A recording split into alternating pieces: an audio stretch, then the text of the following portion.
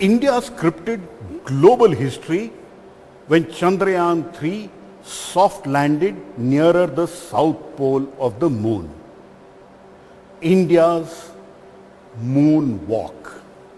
I'm inside the clean room at the U.R. Rao Satellite Center where the Chandrayaan-3 satellite was fabricated. And I have with me Shri S. Somanath. Namaskar, sir. Namaskar.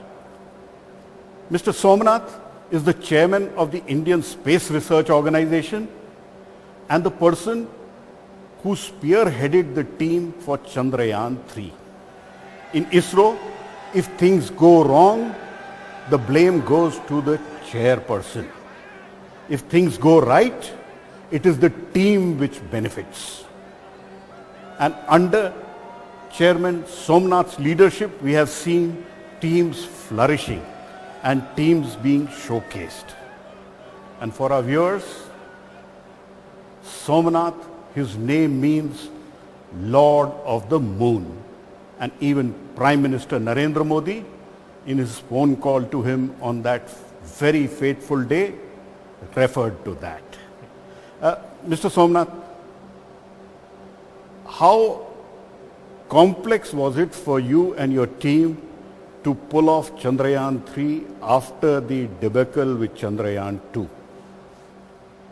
As you know, Chandrayaan-2 was a very hard learning for us.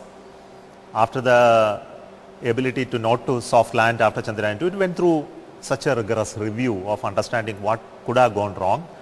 Like I said earlier, it was not possible to recover the debris and then study it. So it has to be simulated, synthesized on the ground to look at the possibilities. And this was done very well, the first part of it. So it was a very tedious journey in which many of us participated, from various skill sets participated. And that contributed to the understanding of the problem resident within it. And it was very clearly identified that it's not just one issue that was causing that problem. It is a chain of events. As we know, in any failure or a problem, it's not just one event that actually triggers. Multiple windows are open which aligns each other, we always say. And once that happens, a certain event happens. The protection mechanism available for one failure, one problem was not effective. Then the second is not effective. The third is not effective. This is a classical case of any such thing that can happen. Once you understand that, it's a huge learning for us. The primary point is that we were not able to simulate everything on the ground before the Chandrayaan-2. But now we have everything simulated in the real scenario, Chandrayaan-3. Absolutely. So we have huge amount of data, and with the data, we have more confidence to modify it.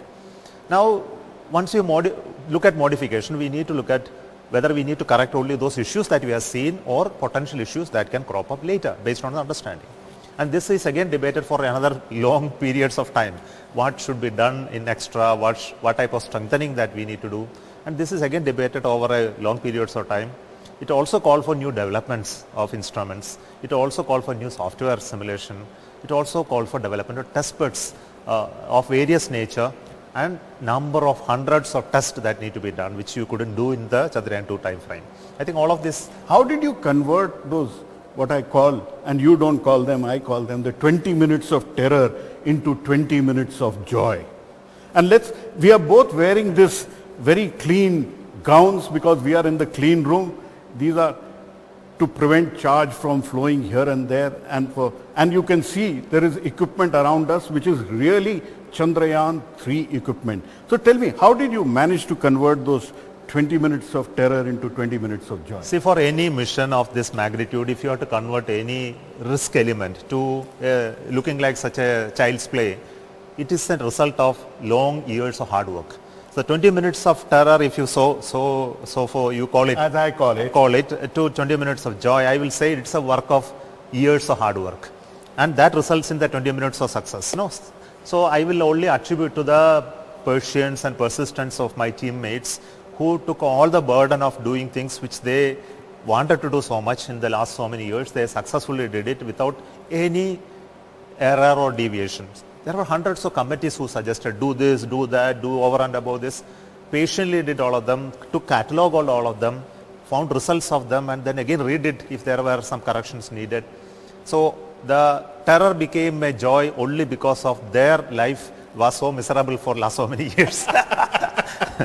And you are a leader who leads with a smiling face. And you, in a way, I have seen you send down a message which is of happiness. Is that how the teams you were able to motivate? I believe in delegation. See, if there is somebody who is ready to do things, hand it over to them to do. I don't have to take a decision when somebody is ready to take the decision. So I only make sure decisions are taken at levels which is suitable to be taken. So one of this management lesson I identified long back is that everything need not be decided by me. I need to play roles of a mentor. This is again yet another lesson I learned long back. So whenever there is a chain of hierarchy in the system, including the director, the project directors, deputy directors, engineers, and also the other seniors who participate in it, you always share your ideas.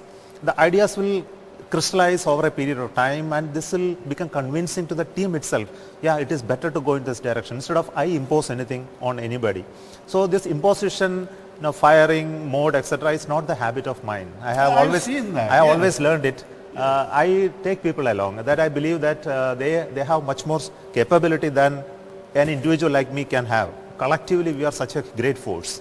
So I realized it long back, and as an individual human being, you can't do much, accomplish much, unless there is thousands of people who move along with you. So the only idea that you can say is share your ideas, make that idea everybody's idea. That's the only way. Now, here we can see this is essentially, I am told, stuff where you were actually doing stuff as Chandrayaan-3 and Vikram lander and Pragyan were on the moon surface. Yeah. What can we see here? And there are hundreds of wires.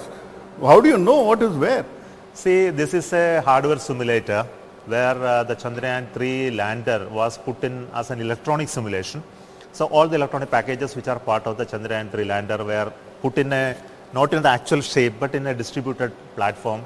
They are connected through power supply, they are connected through various instrumentation measurements, they are also connected through our networks, and this runs the program. And we were able to run it in a remote manner from the control center to check any software change and then see the result of it also. So before we actually implement anything, any change or code or routine, it is actually tested here. So you were actually first sending the commands onto this test bed, yeah, and then bumping it up? No, that is as a simulation. Okay. And we see the result back there displayed. And if you think everything is going fine, then that is sent up to the satellite as a telecommand. Yeah. Now let's take a look at both. You have scale models of the Chandrayaan-3. The orbiter, the propulsion module. This is the propulsion module. And the lander, the Vikram.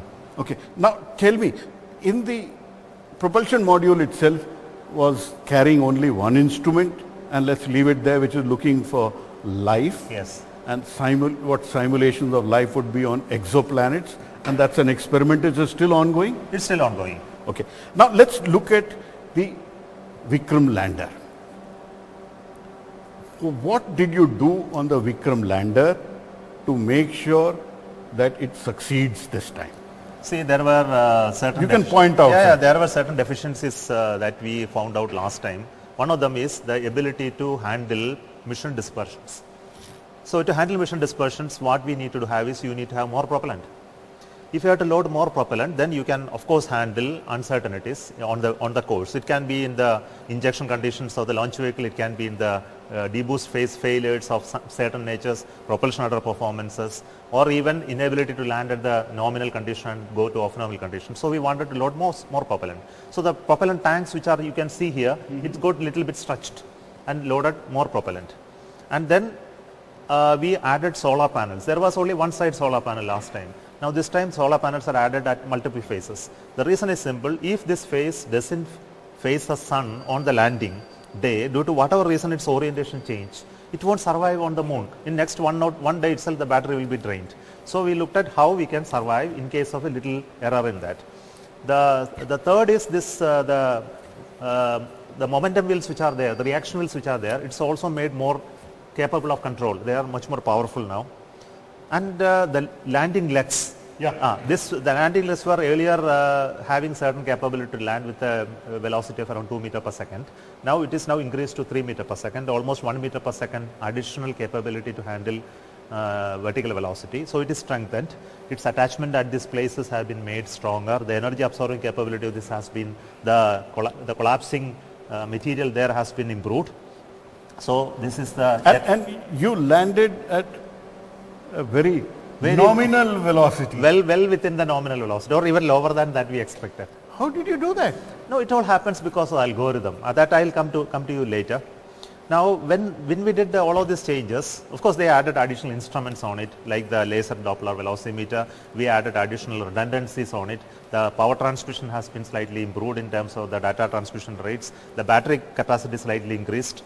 But when you did all of this, its mass also increased. Yeah. When the mass increased, we found that the 5-engine configuration cannot be used because landing time. These are the engines. Yeah. You can see now there are 4 engines. And correct. The central engine used to be there in the last lander. The central engine is now removed because now we have to land it with at least 2 engines because the mass is more. We need the reaction thrust to be higher than last time, and the single engine could not do that. So 1 engine removed and corresponding paraphernalia also removed, so we saved some mass like that. So some mass reduction happened, some mass addition happened. And since payloads are not there on board the orbiter now, whatever mass that was saved has been added to this, so the net mass of the whole craft remained almost the same, which made us possible to launch the Chandrayaan-3 using GSLV Mark III rocket itself. Now, Vikram soft landed, created history. You said we have reached the moon, and the Prime Minister spoke in his most eloquent fashion. That was one successful soft landing. Yeah. Was that the mission goal, other than the science? We'll come to the science. See, what we missed last time was the successful soft landing. Without successful soft landing, there is no further mission. So it doesn't mean that the only goal was successful soft landing. Absolutely not. The mission of Chandrayaan-3 is a scientific mission, and successful soft landing is a prerequisite for doing it. And after that, there were many other challenges, like the rover, the rover to come out after the guides have to be deployed. The rover must come out, it must move on the moon. Then the payloads have to be deployed, which includes the Chaste payload, the Rambha payload, and also the ILSA payloads have to be deployed. We must get the data from them. Also, the rover has to do the maneuvering. We should get, last time we didn't have good cameras, so this time we had beautiful cameras which actually captured the picture of landing. Now, you did one. Yeah. And then towards the end, you surprised not just people like me who are so logged into the mission, but all of India and the world by doing what is called a hop test. What is a hop test, and what did it achieve? It gives us more hope in the future, so that we can do more. Hop gave hope. Yeah. I will say it is it's an opportunity for us to do more with whatever we have today. Ultimately, why we go to moon is to look at how moon can be useful to humanity. For that, we need to go to moon and come back.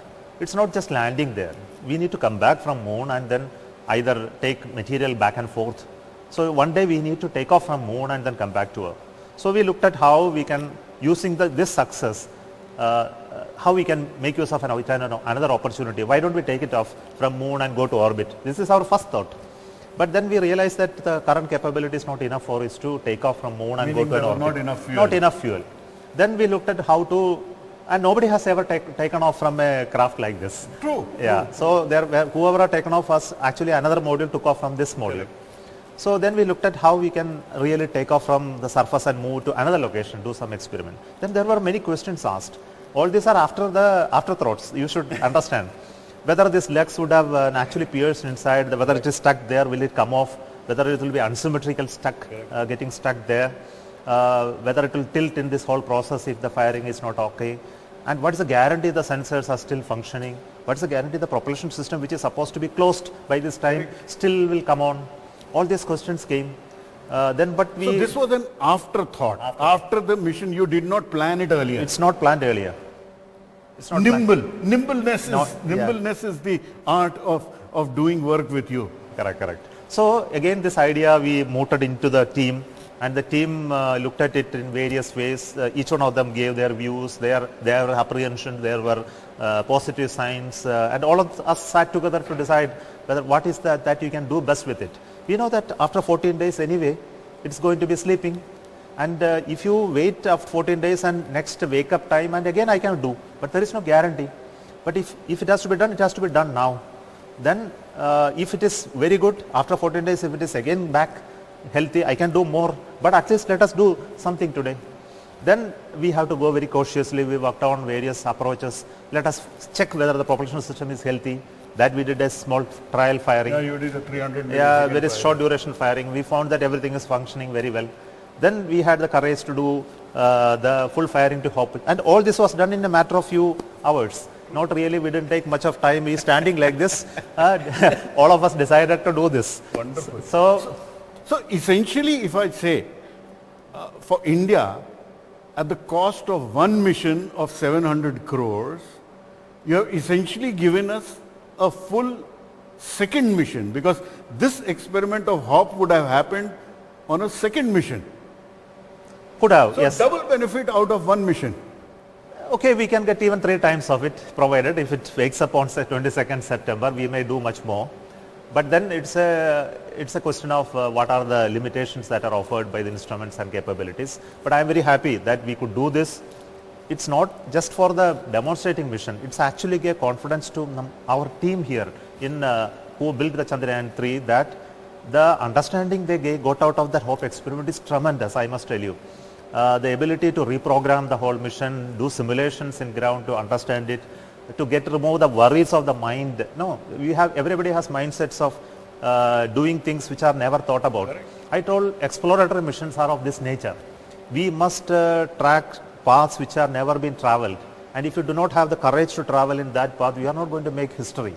So in fact, I told to my director of URSC also this, that unless you take that decision to go on paths which nobody has ever went into, we are not going to make history. I think that because of their courage and conviction, they took that decision to do. I am very happy about it. So a double soft landing nearer the south pole of the moon, very hard for anybody to replicate. Now, you have enough. I'm told you have about 90 kilograms of fuel left, and if it wakes up, great. If it doesn't, you can still do a hop because the fuel will not go anywhere. No, there are many challenges which I will not discuss here. It's not like that fuel is still there. Many things can go wrong while it is in such a low temperature. There are possibilities of freezing of the liquid to very high low temperature, which you need huge amount of energy to bring back to liquid stage. We'll have to see how everywhere it is liquid, still not crystal solvent behind. And if you fire it with those crystals there, the propulsion system will fail. There are problems of electronic circuits getting damaged because all materials may not be compatible for low temperature. Low temperature. So there could be power failures, there can be intermittency, and some of those corruption would have happened in the software who do not know when extremely low temperatures. Battery would have gone bad. No, there are many things are possible. Favors the prepared mind. So serendipity may actually go in your favor. Let us hope and wait for that day. Yeah. Now, you also had scientific instruments on this, and both on Pragyan and Vikram you had scientific instruments. Have you been able to complete the science part of the mission? As we targeted for the 14-day mission, I think all the scientific measurement part is completed. All instruments were deployed. In fact, Chaste went into 2 different locations and did the measurement. The ILSA also gone to 2 different locations. Remba payload, of course, did beautiful measurement of the electron densities near the surface of the moon. Then both the payloads on the rover, the laser based So essentially the spectroscope. science part, we are satisfied with what we have got. From the data point of view, we are satisfied. The good data has come really. Now it has to go through a lot of analysis, because even Chandrayaan-1 data is still producing publications. True. So it takes years of understanding of the Analysis. data, modeling, simulation, corroborating with other observations. And I comprehend you're an engineer and a person who gives us the mission, Yeah. and the science is done by the scientists. Now let's turn around and talk about, here we have the actual working model of the rover. Yeah, Pragyan is here. Tell me. Now, So this is so small. It is not small. It is big to me.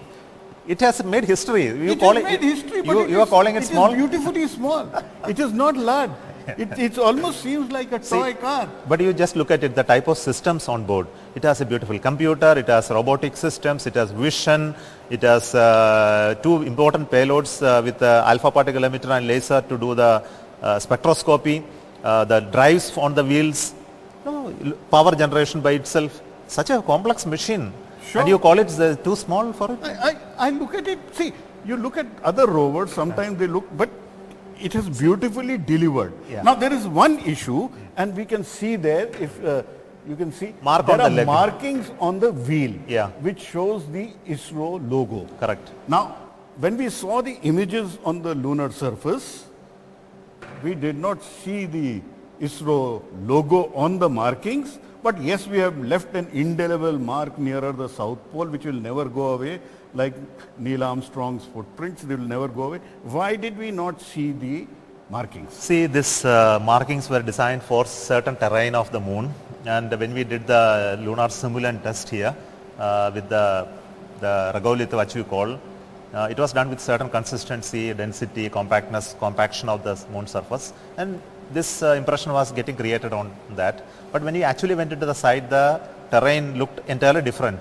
And we have seen also in the landing process, the dust coming out was extremely less. It was also surprising to us why so much of dust is not coming out. Even the wheel started moving. The impression of the wheel that was not created on the surface. And you can see the horizontal strips on the wheel. Even the dust which was coming out as forming blocks itself. That means they are sticking together each other. So they were not behaving like a dust. It was more of like a little sticky material there. So we'll have to understand why the material on the surface of the moon is little sticky. Possibly due to that, the impression was not well formed there to remain as an image that could be captured. Yet another important issue is that we would have done this rolling over on a very smooth, plain surfaces where the impressions are created. But a little waviness on the surface may leave no mark on it. So possibly, if you really look at very sharp on it, we can see those images still there. We will try to enhance that image and show you one day. India will succeed when we believe in ourselves, and that image of the lander on the lunar surface is the image of a Naya Bharat. With camera person Kumar inside the UR Rao Satellite Center, Pallav Bagla for NDTV.